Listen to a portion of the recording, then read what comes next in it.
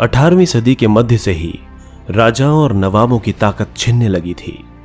उनकी सत्ता और सम्मान दोनों खत्म होते जा रहे थे। बहुत सारे दरबारों में रेजिडेंट तैनात किए गए थे। स्थानीय शासकों की स्वतंत्रता घटती जा रही थी। उनकी सेनाओं को भंग किया गया था।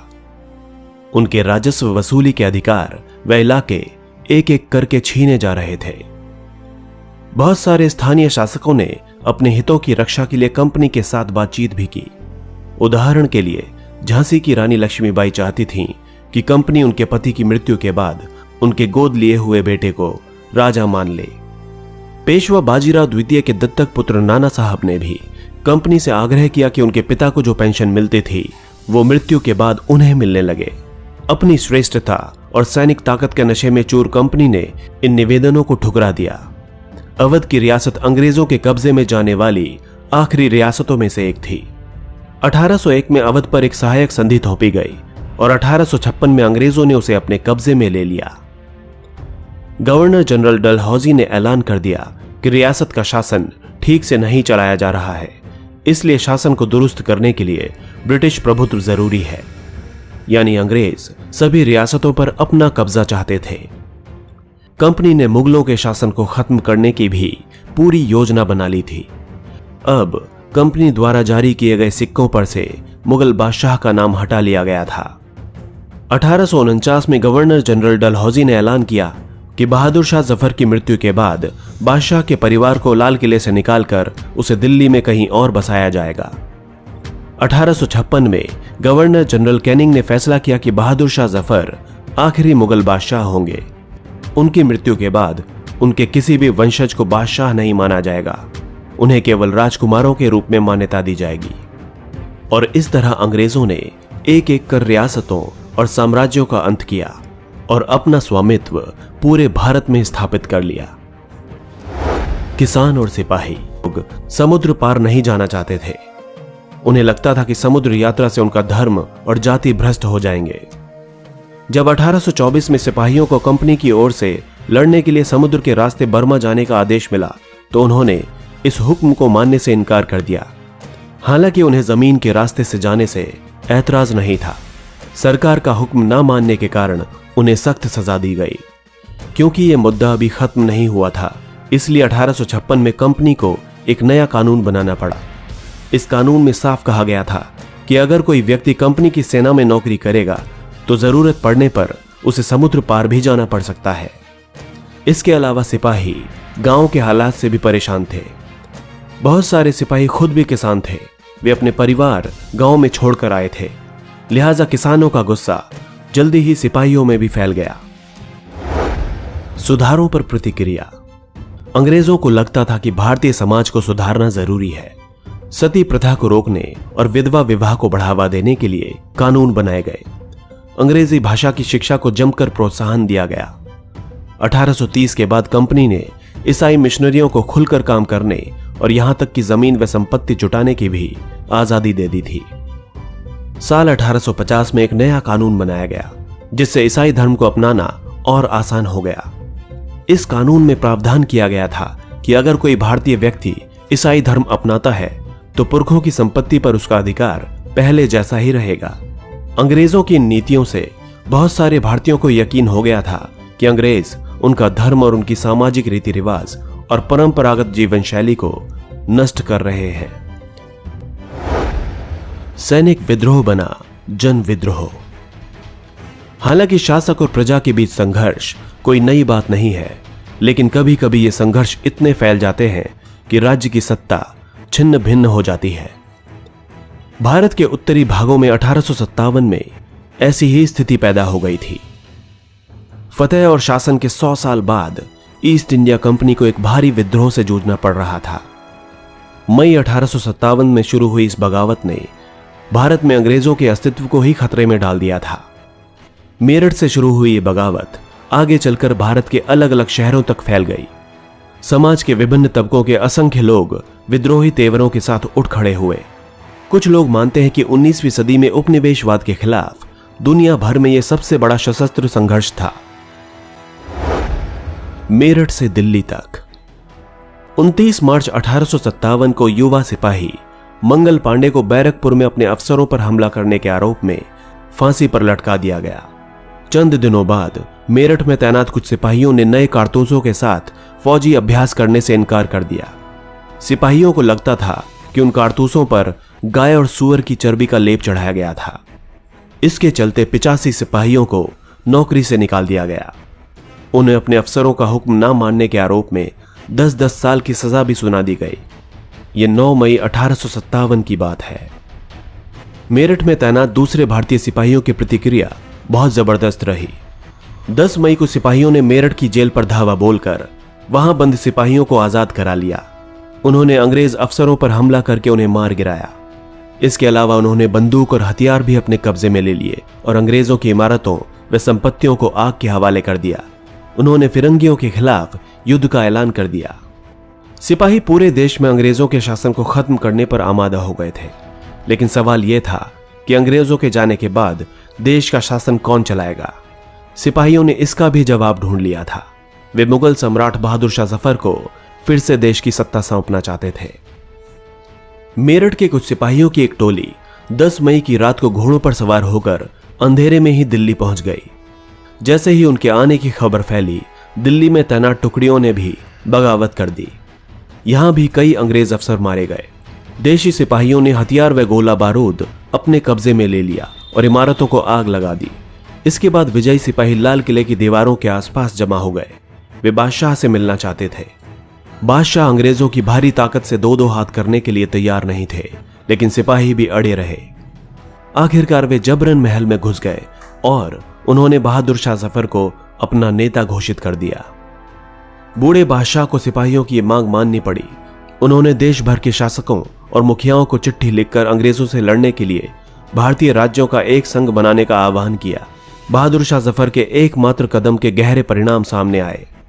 अंग्रेजों से पहले देश के एक बहुत बड़े हिस्से पर मुगल साम्राज्य का ही शासन था। ज्यादातर शासक और रजवाड़े मुगल बादशाह के नाम पर ही अपने इलाकों का शासन चलाते थे।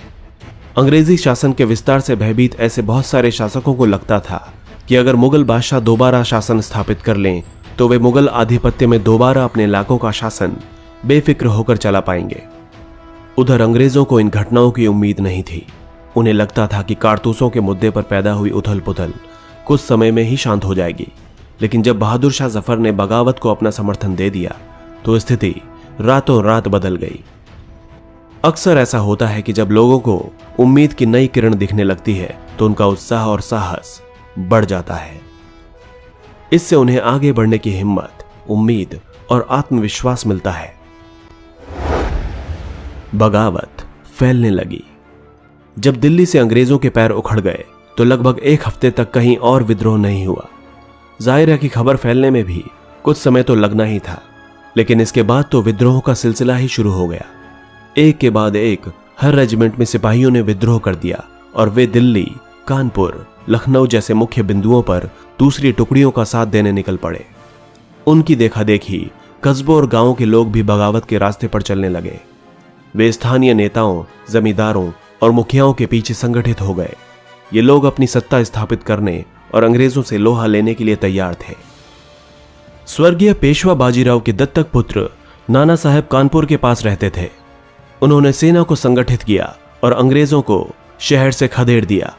उन्होंने खुद को पेशवा घोषित कर दिया और ऐलान किया कि वे बादशाह बहादुर शाह जफर के तहत गवर्नर हैं। लखनऊ की गद्दी से हटा दिए गए नवाब वाजिद अली शाह के बेटे बिरजिस कद्र को नया नवाब घोषित कर दिया गया। बिरजिस कद्र ने भी बहादुर शाह जफर को अपना बादशाह मान लिया। उनकी मां बेगम हजरत महल ने अंग्रेजों के खिलाफ विद्रोह को बढ़ावा देने में बढ़ चढ़कर हिस्सा लिया। झांसी में रानी लक्ष्मीबाई भी अंग्रेजों के खिलाफ विद्रोही सिपाहियों के साथ जा मिली। उन्होंने नाना साहब के सेनापति तात्या टोपे के साथ मिलकर अंग्रेजों को भारी चुनौती दी। मध्य प्रदेश के मांडला क्षेत्र में राजगढ़ की रानी अवंतीबाई लोधी ने 4000 सैनिकों की फौज तैयार की और अंग्रेजों के खिलाफ उसका नेतृत्व किया, क्योंकि ब्रिटिश शासन ने उनके राज्य के प्रशासन पर भी नियंत्रण कर लिया था। विद्रोही टुकड़ियों के सामने अंग्रेजों की संख्या बहुत कम थी। बहुत सारे मोर्चों पर उनकी जबरदस्त हार हुई। इससे लोगों को यकीन हो गया कि अब अंग्रेजों का शासन खत्म हो चुका है। अब लोगों को विद्रोह में कूद पड़ने का गहरा आत्मविश्वास मिल गया था। खास तौर से अवध के इलाके में चौतरफा बगावत की स्थिति थी। 6 अगस्त 1857 को लेफ्टिनेंट कर्नल टाइटलर ने अपने कमांडर इन चीफ को टेलीग्राम भेजा, जिसमें उसने अंग्रेजों के भय को व्यक्त किया था। हमारे लोग विद्रोहियों की संख्या और लगातार लड़ाइयों से थक गए हैं। एक एक गांव हमारे खिलाफ है, जमींदार भी हमारे खिलाफ हो चुके हैं। इस दौरान बहुत सारे महत्वपूर्ण नेता सामने आए। उदाहरण के लिए फैजाबाद के मौलवी अहमदुल्ला शाह ने भविष्यवाणी कर दी थी कि अंग्रेजों का शासन जल्दी ही खत्म हो जाएगा। वे समझ चुके थे कि जनता क्या चाहती है। इसी आधार पर उन्होंने अपने समर्थकों की एक विशाल संख्या जुटा ली। अपने समर्थकों के साथ वे अंग्रेजों से लड़ने लखनऊ जा पहुंचे। दिल्ली में अंग्रेजों का सफाया करने के लिए बहुत सारे गाजी यानी धर्म योद्धा इकट्ठा हो गए। बरेली के सिपाही बख्त खान ने लड़ाकों की एक विशाल टुकड़ी के साथ दिल्ली की ओर कूच कर दिया। वे इस बगावत में एक मुख्य व्यक्ति साबित हुए। बिहार के एक पुराने जमींदार कुंवर सिंह ने भी विद्रोही सिपाहियों का साथ दिया और महीनों तक अंग्रेजों के साथ लड़ाई लड़ी। तमाम इलाकों के नेता और लड़ाके इस युद्ध में हिस्सा ले रहे थे। अंग्रेजों का पलटवार। इस उथल पुथल के बावजूद अंग्रेजों ने हिम्मत नहीं छोड़ी। कंपनी ने अपनी पूरी ताकत लगाकर विद्रोह को कुचलने का फैसला किया। उन्होंने इंग्लैंड से और फौजी मंगवाए। विद्रोहियों को जल्दी सजा देने के लिए नए कानून बनाए गए और विद्रोह के मुख्य केंद्रों पर धावा बोला गया। सितंबर 1857 में दिल्ली दोबारा अंग्रेजों के कब्जे में आ गई। अंतिम मुगल बादशाह बहादुर शाह जफर पर मुकदमा चलाया गया और उन्हें आजीवन कारावास की सजा दी गई। उनके बेटों को उनकी आंखों के सामने गोली मार दी गई। बहादुर शाह जफर और उनकी पत्नी बेगम जीनत महल को अक्टूबर 1858 को रंगून जेल में भिजवा दिया गया। इसी जेल में 1862 में बहादुर शाह जफर ने अपनी अंतिम सांस ली। दिल्ली पर अंग्रेजों का कब्जा हो जाने का यह मतलब नहीं था कि विद्रोह खत्म हो चुका था। इसके बाद भी लोग अंग्रेजों से टक्कर लेते रहे। व्यापक बगावत की विशाल ताकत को कुचलने के लिए अंग्रेजों को अगले 2 सालों तक लड़ाई लड़नी पड़ी। मार्च 1858 में लखनऊ अंग्रेजों के कब्जे में चला गया। जून 1858 में रानी लक्ष्मीबाई की शिकस्त हुई और उन्हें मार दिया गया। दुर्भाग्यवश ऐसा ही रानी अवंतीबाई लोधी के साथ भी हुआ। खेड़ी की शुरुआती विजय के बाद उन्होंने अपने आप को अंग्रेजी फौज से घिरा पाया और वे शहीद हो गईं। तात्या टोपे मध्य भारत के जंगलों में रहते हुए आदिवासियों और किसानों की मदद से छापा मार युद्ध चलाते रहे। जिस तरह पहले अंग्रेजों के खिलाफ मिली सफलताओं से विद्रोहियों को उत्साह मिला था, उसी तरह विद्रोही ताकतों की हार से लोगों की हिम्मत टूटने लगी। बहुत सारे लोगों ने विद्रोहियों का साथ छोड़ दिया। अंग्रेजों ने भी लोगों का विश्वास जीतने के लिए हर संभव प्रयास किए। उन्होंने वफादार भूस्वामियों के लिए इनामों का ऐलान कर दिया। उन्हें आश्वासन दिया गया कि उनकी जमीन पर उनके परंपरागत अधिकार बने रहेंगे। जिन्होंने विद्रोह किया था उनसे कहा गया कि अगर वे अंग्रेजों के सामने समर्पण कर देते हैं और अगर उन्होंने किसी अंग्रेज की हत्या नहीं की है तो वे सुरक्षित रहेंगे और जमीन पर उनके अधिकार और दावेदारी बनी रहेगी। इसके बावजूद सैकड़ों सिपाहियों, विद्रोहियों, नवाबों और राजाओं पर मुकदमे चलाए गए और उन्हें फांसी पर लटका दिया गया। विद्रोह के बाद क्या हुआ? अंग्रेजों ने 1859 के आखिर तक देश पर दोबारा नियंत्रण पा लिया था, लेकिन अब वे पहले वाली नीतियों के सहारे शासन नहीं चला सकते थे। अंग्रेजों ने जो अहम बदलाव किए थे वो इस प्रकार थे। ब्रिटिश संसद ने 1858 में एक नया कानून पारित किया और ईस्ट इंडिया कंपनी के सारे अधिकार ब्रिटिश साम्राज्य के हाथ में सौंप दिए ताकि भारतीय मामलों को ज्यादा बेहतर ढंग से संभाला जा सके। ब्रिटिश मंत्रिमंडल के एक सदस्य को भारत के मंत्री के रूप में नियुक्त किया गया। उसे भारत के शासन से संबंधित मामलों को संभालने का जिम्मा सौंपा गया। उसे सलाह देने के लिए एक परिषद का गठन किया गया जिसे इंडिया काउंसिल कहा जाता था। भारत के गवर्नर जनरल को वायसराय का ओहदा दिया गया। इस प्रकार उसे इंग्लैंड के राजा रानी का निजी प्रतिनिधि घोषित कर दिया गया। फलस्वरूप अंग्रेज सरकार ने भारत के शासन की जिम्मेदारी सीधे अपने हाथों में ले ली। देश के सभी राजाओं को भरोसा दिया गया कि भविष्य में कभी भी उनके भूक्षेत्र पर कब्जा नहीं किया जाएगा। उन्हें अपनी रियासत अपने वंशजों, यहां तक कि दत्तक पुत्रों को सौंपने की छूट दे दी गई, लेकिन उन्हें इस बात के लिए भी प्रेरित किया गया कि वे ब्रिटेन की रानी को अपना अधिपति स्वीकार करें। इस तरह भारतीय शासकों को ब्रिटिश साम्राज्य के अधीन शासन चलाने की छूट दे दी गई। सेना में भारतीय सिपाहियों का अनुपात कम करने और यूरोपीय सिपाहियों की संख्या बढ़ाने का फैसला किया गया। यह भी तय किया गया कि अवध, बिहार, मध्य भारत और दक्षिण भारत से सिपाहियों को भर्ती करने की बजाय अब गोरखा, सिखों और पठानों में से ज्यादा सिपाही भर्ती किए जाएंगे। अंग्रेजों ने फैसला किया कि वे भारत के लोगों के धर्म और सामाजिक रीति रिवाजों का सम्मान करेंगे। भूस्वामियों और जमींदारों की रक्षा करने तथा जमीन पर उनके अधिकारों को स्थायित्व देने के लिए नई नीतियां बनाई गईं। इस प्रकार 1857 के इतिहास का एक नया चरण शुरू हुआ।